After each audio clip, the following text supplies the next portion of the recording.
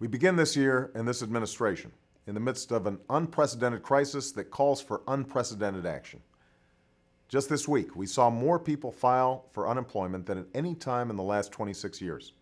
And experts agree that if nothing is done, the unemployment rate could reach double digits.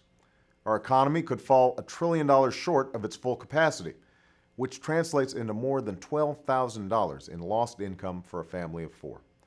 And we could lose a generation of potential as more young Americans are forced to forego college dreams or the chance to train for the jobs of the future.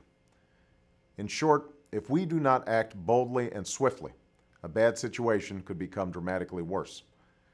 That is why I've proposed an American Recovery and Reinvestment Plan to immediately jumpstart job creation as well as long-term economic growth.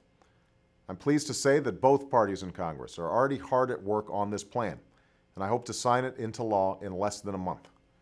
It's a plan that will save or create 3 to 4 million jobs over the next few years, and one that recognizes both the paradox and the promise of this moment. The fact that there are millions of Americans trying to find work, even as all around the country there's so much work to be done.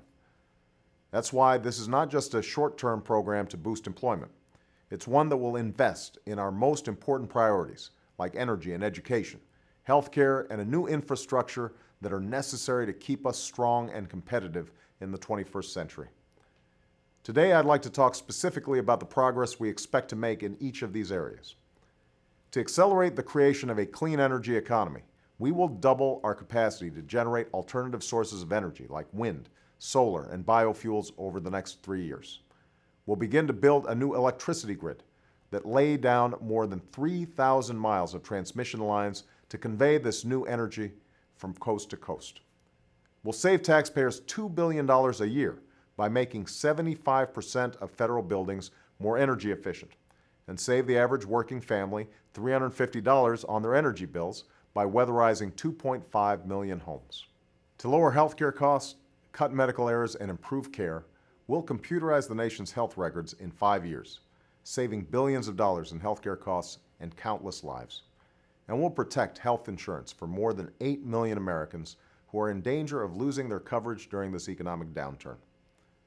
To ensure our children can compete and succeed in this new economy, we'll renovate and modernize 10,000 schools, building state-of-the-art classrooms, libraries, and labs to improve learning for over 5 million students.